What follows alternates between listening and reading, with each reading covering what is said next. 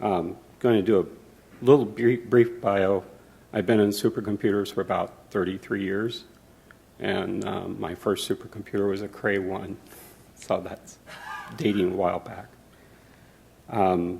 Been doing mostly I/O and storage-related items for those 33 years. So brief history of RAID is sort of like a brief history of time from Stephen Hawking. RAID's been around for a long time. Even the acronym RAID, anybody here remember what the original acronym stood for? Probably not. Sorry? Inexpensive, correct. Give the man a cigar. Yeah, RAID's been around since the 1970s in sync spindle disk from IBM, so it's not new. 1989 was the slide here says witness. Somebody fixed that for me. I only witnessed it in the sense that I watched my own fingers type the code into the keyboard. So I actually created the first RAID 5 in software using the Berkeley RAID paper, which NASA funded, and I was happy to be working at NASA and funded their work.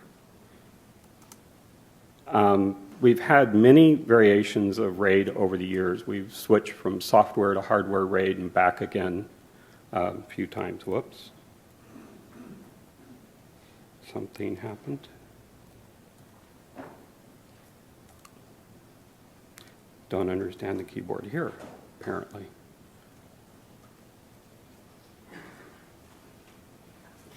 Can we stop this? Jane, stop this crazy thing. Yes, I need to get off this. I want to control it. I'd like that too. Tag, you're it. All right, back to the presentation. So what are the advantages of software RAID, and why is the industry moving back to software RAID? Software RAID is, generally speaking, lower cost because you're only paying for the HBAs. You've already paid for the CPU that you're using. Multi-core CPUs are now common, and they're common on servers as well as clients. So doing RAID operations is chewing up a few cores, but you have plenty of them to spend. You can preserve your hardware investment while radically changing the RAID technology that you're using. So as you move from, say, RAID 6 to parity declustered RAID or some other RAID algorithm, you can do that on the same hardware platform. You can also combine RAID operations with other storage features that you might be interested, like encryption or certain caching algorithms or deduplication. Software RAID's been around since the introduction of RAID Frame back at Carnegie Mellon.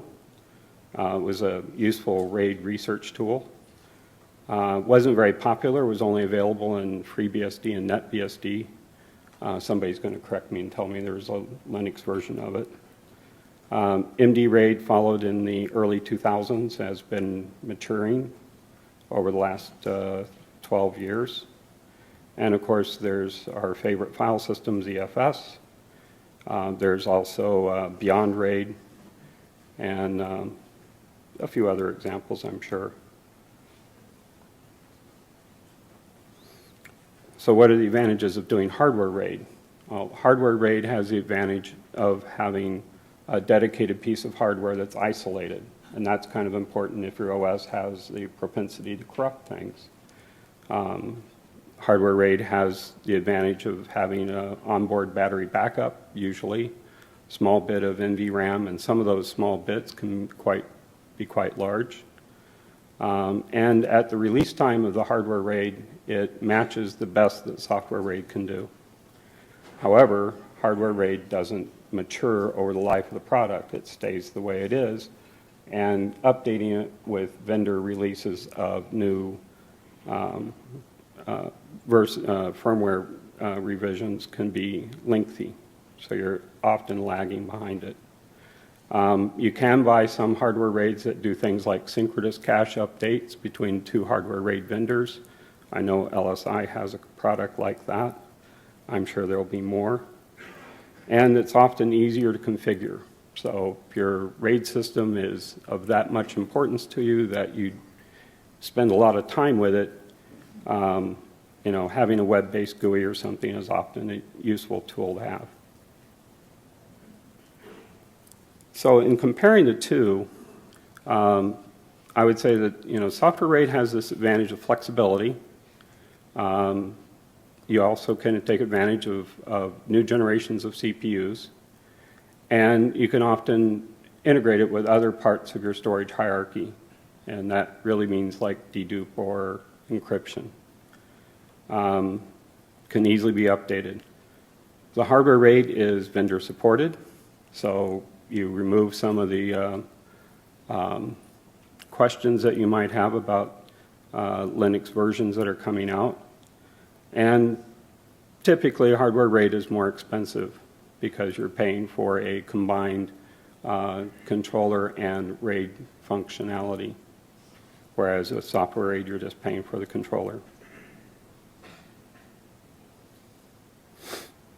So there are many features in RAID technology that are coming about. Many of these are present in current versions of various vendors. There's parity declustered RAID. That's RAID sets that move across a large number of drives. Erasure codes, which is basically, anybody know what erasure codes are? Great. Do you know that RAID 2 is an erasure code? Right. Everybody knows that forward error correction and erasure codes are the same thing. So it's just reinvented with a new label. Now it's a great marketing term.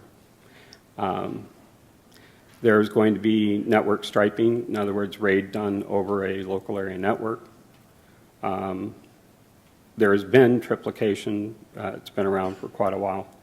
A lot of people are looking now at shingle drives and what that means as far as the flash integration, because with a shingle drive, when you rewrite any sector on that drive, you have to rewrite many megabytes of data. And we're going to shingle drives eventually because of the bit areal density of the drive and the speed.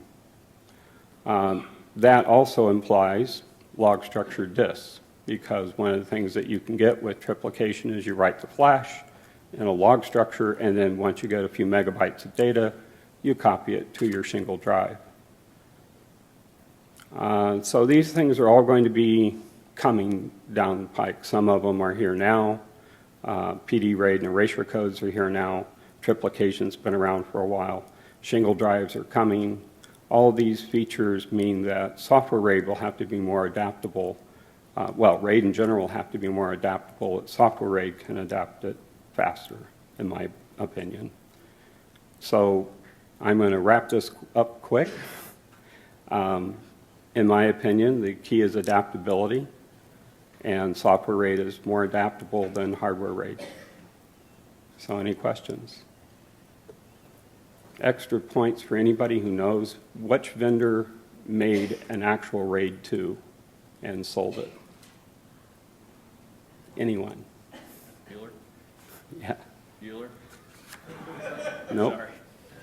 There was one vendor. All right. Care to disclose? A connection machine. The Data Vault was an actual RAID 2. Machine. Yeah. Right on.